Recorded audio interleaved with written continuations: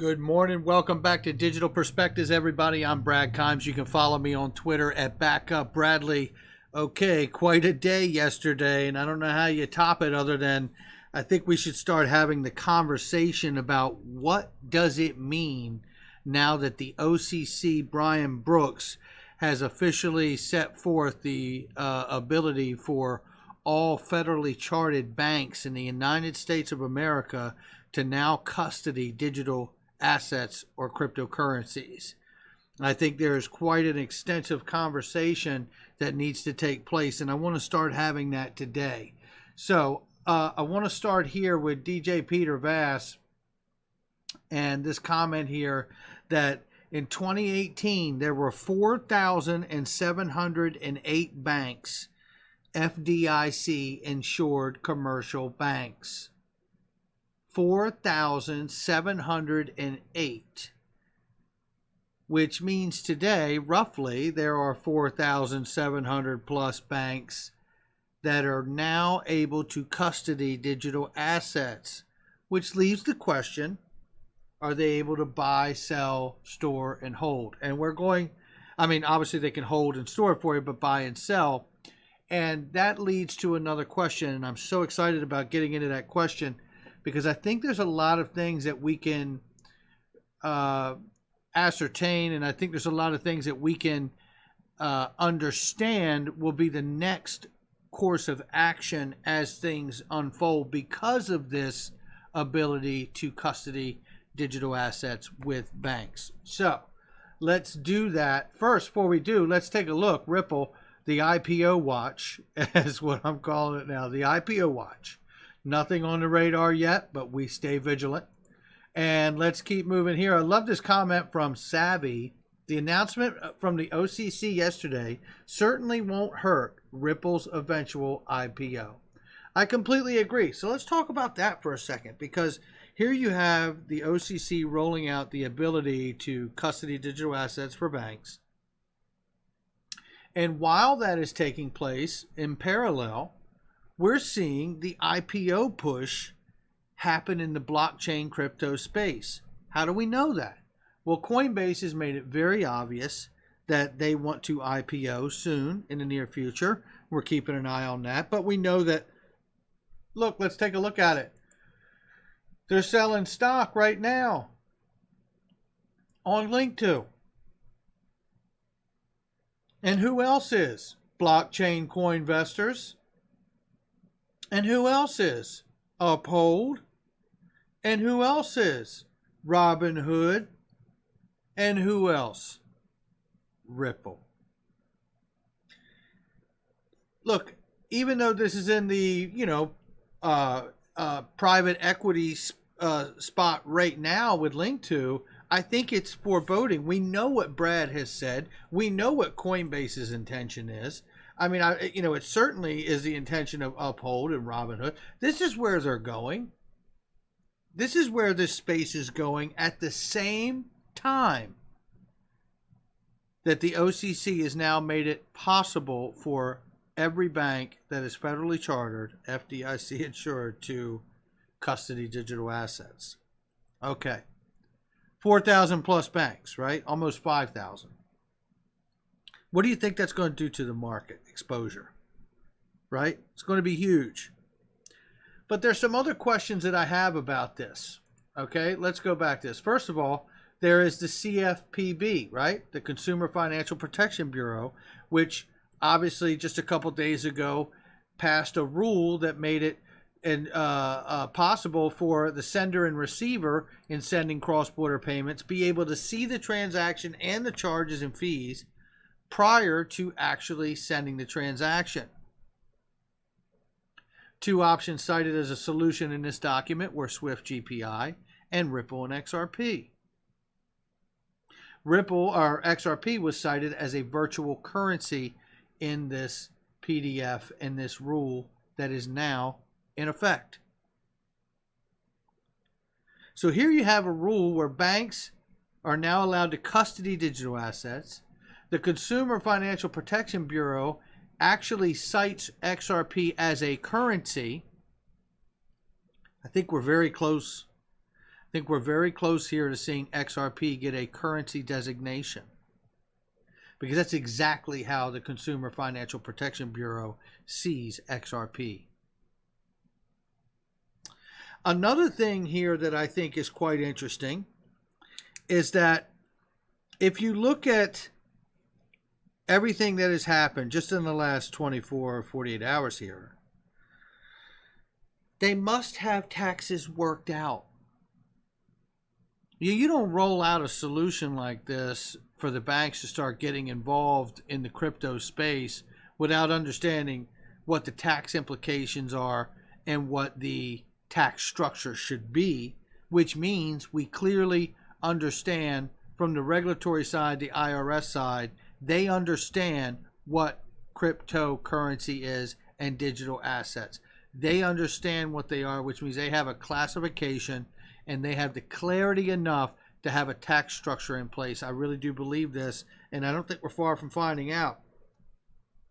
Because I don't think for a second they would have rolled this out without having the tax issue resolved or at least understood in its entirety. That much I do feel like we have. So that is going to be interesting to keep an eye out for that to look out, for that to pop up. Another thing that's interesting is that now that digital assets are available to 4,700 plus banks right here, right here. Shout out to DJ Peter Vaz. I would imagine now in the coming weeks and months, we'll begin to see some of these non-disclosure agreement NDAs burn off. That's right.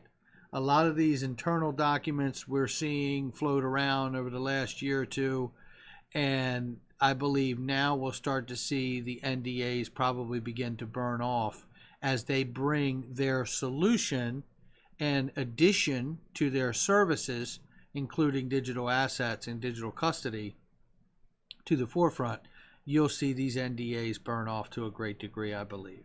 And that is extremely exciting. The other part of this is that, let's take a look at this because I found this interesting. That was a PDF for the Consumer Financial Protection Bureau. But here in the document for the authority of a national bank to provide cryptocurrency custody services for customers. Custody services for customers. It does not say buy and sell, which is a conversation we're getting ready to have because I think we have a way to understand this very clearly. Here in the description, let me read this section to you. Other types of money may be backed by assets such as a commodity. The US dollar was a type of asset-backed money prior to abandonment of the gold standard. Some types of cryptocurrencies may have similar characteristics to this type of money. For example, stablecoin is a type of cryptocurrency that is backed by an asset such as a fiat currency or a commodity. Very, very interesting statement. You know, going back to the idea and the notion that there would be a gold-backed XRP, to be very clear, not a gold-pegged, but a gold-backed XRP, simply means to me that the tokenized representation of a certain amount of gold would be represented on the XRP ledger. That value would be transferred, or represented rather, in the value of the XRP token. What I like about this idea is that gold brings the intangible. What's the intangible? Confidence. It brings confidence to a new system. What else I like about this is just because there would be gold backed on by, or XRP could be backed by gold on the ledger, doesn't mean that's all. David Schwartz said before the last Swell conference, when he talked about being able to launch stablecoins off of the ledger, that any asset of value could be represented on the ledger and have a stablecoin issued off of it. So what I like about the idea of a potential gold-backed XRP is that it wouldn't be only backed by gold. It's just that if you have enough gold represented on the XRP ledger, I believe it brings the intangible needed to begin to really mass adopt and use this new digital financial system or protocol, which is the ledger. And in turn, XRP would remain an open market free asset that does not have to run parallel with the price of gold or the collateralization of gold, as they can start to tokenize other instruments and products, right? Commodities, oil, silver, diamonds. There's many other things. I think you guys know the drill. This value would begin to be represented into the XRP token as well. However, if it starts with gold or a gold-backed bond and the physical reserves of gold are tokenized and represented on the ledger by Judy Shelton's method, I'm just giving you scenarios now. I think this is a great way to establish a floor for the price of XRP through the collateralization onto the XRP ledger. I think this is what it's about. And in turn, by the definition, maybe we're a global stable coin because that is backed by an asset such as a fiat currency and or commodity or commodities. Many commodities. You know, I did a video a long time ago called SDR Reserve Pool Theory. And it was really basically about the fact that all these dark pools of reserves and collateral have been accumulated, and they simply have all these good assets compiled and brought together like commodities and things, gold, oil, silver. And at the point at which they are ready, they tokenize them, and then it will begin to show up as a representation of value on the XRP ledger, by in turn driving the price of the XRP token to represent that value.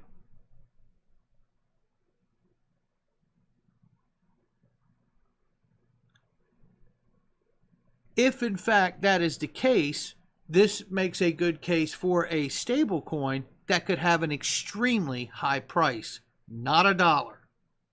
And in fact, to that point, you could determine the value greatly as a floor for the price, depending how much you collateralize onto the ledger. If you put 100 billion worth of gold onto the ledger, that representation would show up in value through the price of XRP token.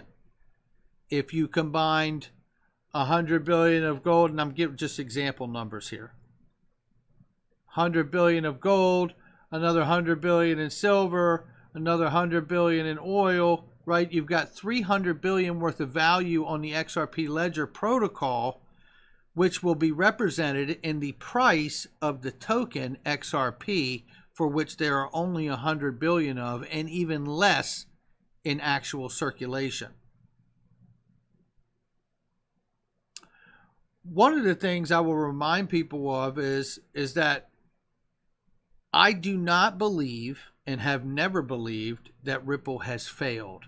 In fact, I think you're about to find out just how much success they've actually had.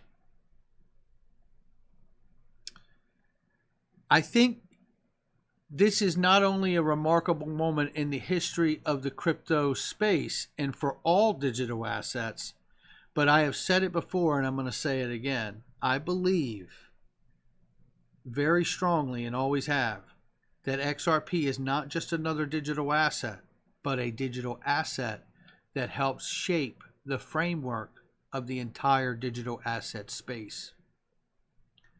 Now, I got to give a shout out to DAI, Digital Asset Investor. He sent me this, and I saw it, and I absolutely said to myself, oh, this is exactly where my head is this morning and last night, and and said it best. This is Dana Syracuse, and he makes a great comment here, followed up by Ryan Zagone, who has obviously found his password to Twitter, because he is very excited about all this, and he has been nowhere to be found up until this news breaking by the OCC. And all of a sudden, we got Chatty Cathy in the room. I absolutely love it. I hope he doesn't go away. He has been a key figure in helping Ripple's success. Now that the OCC will permit NAs to custody digital assets, the question becomes whether they will buy solutions, build infrastructure, or partner with existing sub-custodians, and if the latter, which sub-custodians will pass vendor management review.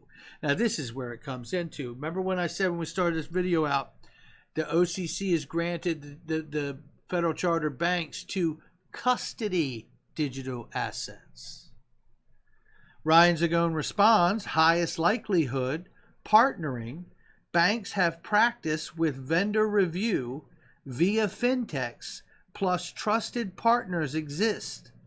Example, Anchorage, BitGo, PolySign. Buy and build are hard. Tight budgets, lots of competing digital projects that are more core. If buy, companies above are attractive. This is exactly why the OCC put out the federal charter that the banks can, or the ruling yesterday or decision, that they can custody digital assets. Because they don't want them being an all-in-one centralized solution like what? Like the exchanges up until now. Come on in. What you're seeing is the market taking shape. A plug and play is what Ryan Zagone suggested, just like we have suggested about PolySign and Standard Trust and the other solutions mentioned. They've built the solution for the custody for them to plug and play and get into this game. Then there's a company called Vesto, which I covered also, tied directly to Silvergate Bank. Barry Silver, DCG Group, early investor in Ripple. PolySign, created by Arthur Brito and David Schwartz from Ripple. Now you would have to believe that these investors, these creators, have built all these solutions and somehow don't involve XRP. Not here. XRP is neck deep in it, and they have been from the beginning. Brad Garlinghouse has said it and quoted Thomas Jefferson. A revolution comes from within. That is exactly where Ripple has been from day one. When I think about the idea that the banks can custody digital assets, they're going to probably, more than likely, third party the buy and sell side, and then custody that for the customer. So it will be an interface that sits between the customer, the buy and sell, and then storing at your bank. Just like it may be a different payment processor that processes the transaction for you between you and an exchange. The other thing to take note of is the consolidation of exchanges that may take place in this market.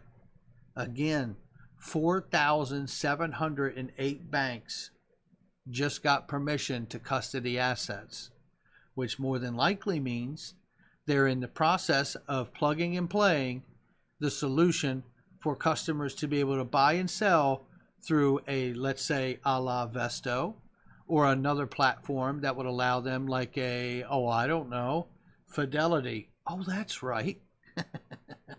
They're partnered with Coinbase.